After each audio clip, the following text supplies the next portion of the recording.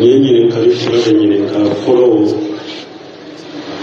ko chide ka risado le ko baina kullu azanaini salat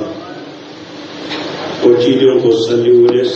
be ani salli doni ni nyonje ko salli be ko yala juma dum be se ka dum ni nawa ni wala de furo fana kera ni mo be se ka wuri kana ka nyinyi kali ni donc bo ya ni hadisa min fulani ye farga salli to be do hadisa in kono ko juma do mana la asraf le ka wala sisa sali la asra salli ka to daga mo yi kan nafilatul mutlaq nafila bilalin ta daga ranka ni futuri fana wala da sani futuri ka salli ka to daga mo kan nafila hadisa ke barake ni safo fana wureda sani safo salli ka jo nafila daga yi nafila ta mutuwa ko daga yi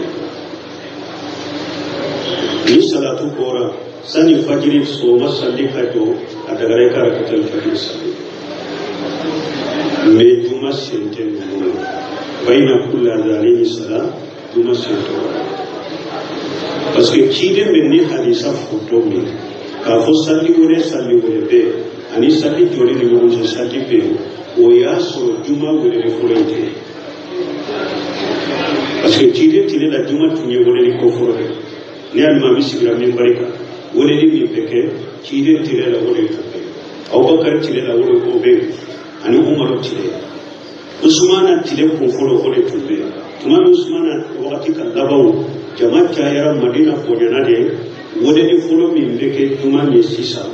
Usmana te yo ko bila atawra Madina sudo re sodo do tumbe sojan do tumbe ayo woni ni kila do bila oka ni juma wakati sonyo ka woni ni ke kuru sumo hakili ka jibu ko juma sonyo na onu labbe kan be juma donc bayna kullu adhanini salam o be foto mi juma woni ni forote donc o te to juma sunnatul qabliyati juma afo juma ni salli hake ni arada hake de be juma ni be salli wote juma me nafilatul mutlaq ni na chide ko ni mu'min na juma do iso da jonna ni na juma da summa sallama kutiba o ko fi alay min no ya salli isalli alay min no ya ka salli fo almami kana donc bashi to wala me ka fo ni wole ni fo min be ke ni wole ni kila tira wole ni da nka wuli ngara ka fu salli sunna to Wami be ko kula ni ko ni na jumala ibe ka salli fo almami kana me e na jumala e araka misiri fo le araka fula iyo ke isigra esigde be misiri fo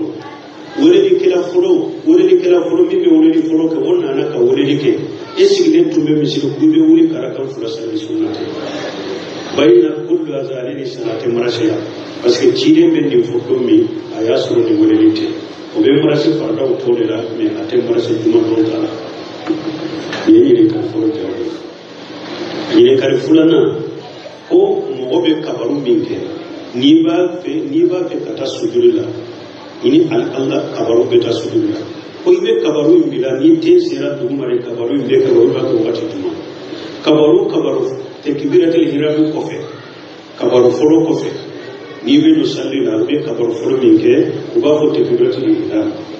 o kabaru in ko fe kabaru to be salli la uba ko ma takbiratul intiqal o ni be wuri to sela ata to sela kabaru do o kabari misali la ni e ba fe ka jigi kata kumbere minana depuis jigi damina ire kudiri damina ibe kabaru in damina de ni bodo fula be se kumbere ma yoro mi kabaru be tike ni be ta suduri de la depuis iye e wa kuruli damina kata suduri la ibe kabaru in damina de ni tembe na se duma kabaru be tike e kibiratul intiqali be ke de to la me ita bilade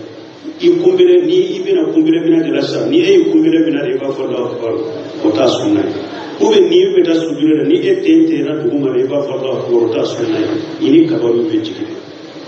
kabo urukunu na jose na kana jose na fu kabaru nga ufura che de so i jigi to de be jigi da bina de ibe ini kabaru be jigi i tembe se duma yoro mi do kabaru be da ba donc tekbiratu intiqal nunu be ken togole la mais atebira foni te sera duma wati ba fo Allahu akbar ko togote ina be jigi walus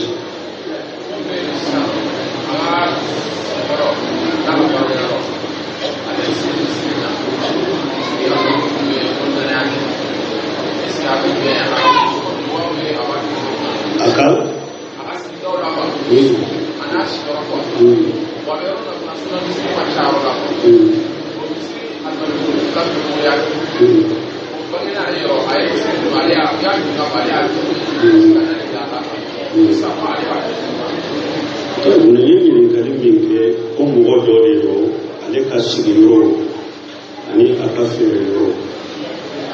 ala ya la jarabi almami munu be mori ganaya ashiro muslimin gasura almami be mori ganaya abaraka yoro min gasura almami be mori ganaya na ya so tankanya jede ba kono konni almami fula be mori ganaya ke shika ni tukumate ani mo fasu ko afolite adankanya kiseba yire de kono ube mori ganaya min fana do khatimu koshide do ube mo tabari ke ni dan kanya sura boro ni sabatira boro ate daga tasali ni fulashi kofe ani misir wore kata to mina beta ina ta saka misir wora ka salla ka soko wa alaikum salam kamunke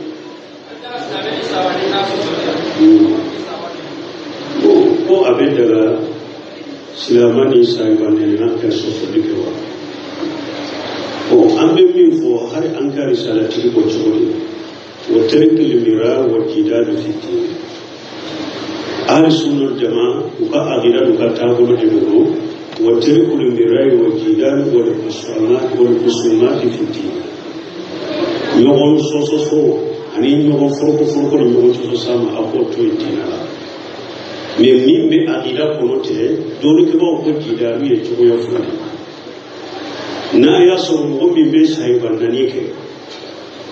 mais andi misale ne do abafe ani sunna mo ka kuma aka nyugo kuma nyugonya aka delela ude so ka tinyaye abe mina perele do na ye tinyaye ka bwala na ye kanda ye ka bwala ni min taye ninye abe daga yini ka kidaru ko la yahdi Allah bika rajula wahida khairul laka min humri niyan kijo ko ne ala mo kele ni ala ya kanda ni sababu ko kausa nya be ni yeri ya do sai bande na mi be ci ni de abe kanda ni de la ina be se ka no so ke ka de la wira ni onna ka birasira kan ne si hakai la Allah na kanda ni sababu mini yeri ya do min ta te ci ni ne ñoo soso sekuru de tombe tonta de ka nkanna kila de tonta de ka ini kana kuma ahli sunnah jamaa uka akida kono mo be bidia sira ka ikanna kila de ka kila sira ka ite cinya nyinina uka ta bolo de do be yi yere ko shi ka kuma nyonya ubu yere tige ka boira pyo ubu yere ko shi ka kuma nyonya ni ete kuma fare ni te do so dondola dona na imam na maliki akonde na bidia mo de na an ka nyugo kuma nyonya dina la maliki bado chini ninate maliki ko amma ana ala bayyinati min rabbi wa amma anta fasaqu fa ajhabu ila saqu misluka fa khashima maliki ko ne be de la jede de ka dina la ka bonti bi ala fe mais e shikale de dina la ta mo fe min shikale do dina la ko mi yugo akan yugo so ni ne te yugo abal ayuba su ko yani biya modo na nama ko ale ba fe ni ayuba su yani ka kuma nisbu ke ba kelima an ka kuma kelima ke an ka ke dina ko la an ka yugo ko aba ayuba su yani ya ko ko ni kita ko wala nisbu kelima abo ini ne te hari kelima tilaje ini ne ta donc mu'min ta te tinya ni ye bidia mo atake tinya ni ye ibo kana do min be tiɲɛ ɲini la i n'a bɛ se ka ɲɔgɔn kuma ɲɔgɔnya k'a bilasira mɛ tiɲɛ ɲini na tɛ min ye a kana kuma ɲɔgɔnya di ma ye waaleykum salaam maami aw b'a lase n t'a kɛ k'a ka kuma mɛn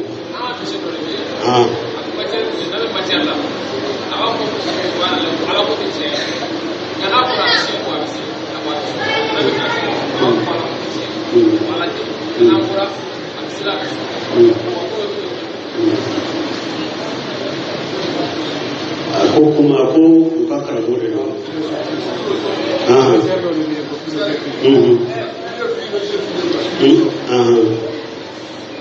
ko ka karamɔgɔ dɔ bɛ yen ko n'a bɛ kalasi la ko a b'a fɔ ala tɛ yen ko ala ko tɛ tiɲɛ ye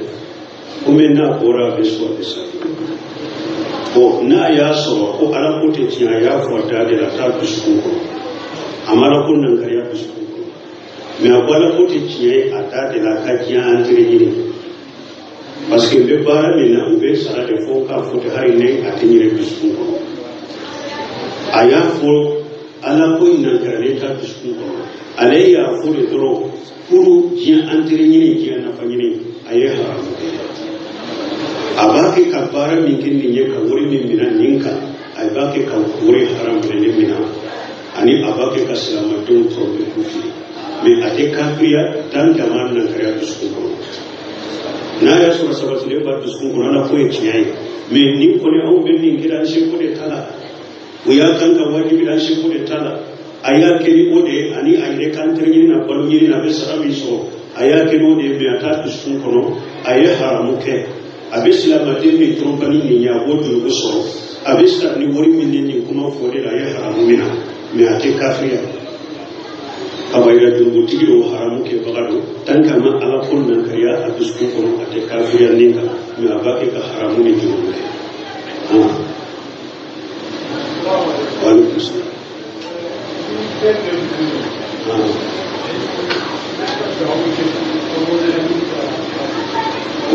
o ni den bɛ dugu ma e bɛ se ka dugawu kɛ fɛn wɛrɛ min tɛ arabukan ye o dɔnnibagaw y'a jira ni hadamaden i kunbɛnminatɔ dɔn ou bien i den bɛ dugu ma ou bien i ka tahiya laban ciden ko sujuru la ko hadamaden jɔn ni ala ka surun yɔrɔ bɛ o ye sujurutɔ de a ko a ye dugawu kɛ a ka kan ala k'o jaabi jɔn ni ala ka surun ni bɛ sujuru de la ko a ye duwawu caya ye ka kɛ ala k'aw jaabi ciden ko abdallah bin mas'ud ka hadisa la tuma min a y'a lakala tahiya la a ko kɔfɛ i ka tahiya laban n'i y'i ka tahiya dafa summa liyatahayyara min du'aika ma sha'a a ko kɔfɛ i ka duwawu ka di ye a fɔ ye tahiya laban la donc dɔnnibagaw y'a jira duwawu minnu bɛ kɛ sujudi kɔnɔ duwawu minnu bɛ kɛ tahiya laban na duwawu minnu sali duwawu tilalen de don sali duwawu tilalen de don duwawu dɔ bɛ yen silamɛya sariya y'a fɔ de nin jigiru ka fɔ nin yɔrɔ la nin jigiru ka fɔ nin yɔrɔ la olu fɔ arabukan na maana subhana rabbil azim n'i ye kunbere minɛ ciden ko i k'o fɔ n'i den turu duguma subhana rabbil ala ko i k'o fɔ donc jigiru minnu sabatira ciden kɔrɔ ko i ka nɔnɔ kɛ sali la nin yɔrɔ la olu k'u cogo la i b'o jigiru ninnu k'u cogo la u nana cogo min ciden kɔrɔ sallallahu alaihi wasallam bon ni olu fana bɔra yen n'a y'a sɔrɔ filanan duwawu de don duwawu de fɔra ciden fɛ i kunbɛnminatɔ nin duwawu fɔ i sujudutɔ nin duwawu fɔ i ka tahiya laban nin duwawu fɔ a bɛ komi n'a ko tahiya laban i ka tanga ɲini ala k'i kisi fɛn naani ma o duwawu n'a ɲɔgɔnna fana olu fɔ ciden y'u fɔ cogo di olu yɛrɛ k'o fɔ k'o ciden y'u fɔ cogo di cogoya sabanan duwawu min ka di e yɛrɛ ye duwawu min ka di e yɛrɛ ye duwawu dɔ ka di e ye diɲɛ hɛrɛ i b'a fɛ k'a fɔ lahara hɛrɛ dɔ i b'a fɛ k'a fɔ mɛ i tɛ se arabukan na ni duwawu sugu i b'a fɔ i ka kan na fattaqullaha mastata'tum dɔnnibagaw y'o delila kɛ mun ye ko ala ko a ye sira ala ɲɛ ka seko dama yira la la yukallifu llahu nafsan illa wus'aha ala tɛ min bila fɛn na min se t'i ye ciden ko ja amartukum bi fatu minhum mastata'tum ciden ko ni y'a ɲama ni min ye a y'a seko kora wala dɔnnibagaw y'a jira farla dowa nafila dowa ni ba be ka do kire ka sujudu la ite sa arabu kana iba be ka do kire ka tahiyala farla do nafila do ite sa aka arabu kana tagaraye ika ka kan pasika parce que hada madem diride sujudu to ani sujudu salila ani joli salila ko kele mute joli salila fatiha no da fonte se kanya nyara ko kante fatiha no da fonte se kanya fatiha no da nyara ko kante nanye ni ko parce que kuma sala jamana ko do ba ko be salli ko kanna ko be salli man ka kan be salli ba man kan we arabu yo tebere mo o salli ay jore ka fatiha kala kamurela ni arabu kante salli ti la salata liman lam yaqra bi fatihatil kitab kiyo ko salli te mo ni ma fatiha kare ka salli ni mo mi ni fatiha kala pambara kanna ala kapo ni ala tam uye fatiha ko de fo ni ma fatiha ye tradition de parce que fatiha te se ka kala kansila ni arabu kante qur'an te se ka kala kansila ni arabu kante ni qur'an yoro fo kamure la ni arabu kante ya ko de fo ye kore in koro de fo ma kore yere fo donc wi jore fo te se kan fo ka fatiha kala jode la o dia to chedo na chide ma ko ne te seraka fo durji ko ba ne seraka fatiha ko chide ba ka mu bira no ko aka kan fo akai ako halili wa hamidi wa kabir ako la ilaha fo ikallahu akbar fo ikala tanfo subhanallah alhamdulillah la ilaha illallah wallahu akbar wala hawla wala quwwata illa billah chide ko kan ni bila fatiha na te se fatiha la peo ako kan ni ko me chide ma ko ka kan donc wi jore fatiha te se ka sira ni a ko kan ni fatiha ire ko to me har ma dem birile i sujudu o i ka ewa fela ewa kaya laba donc be se kan non do wonde kamrela min ta ko kan wati subhanakallahumma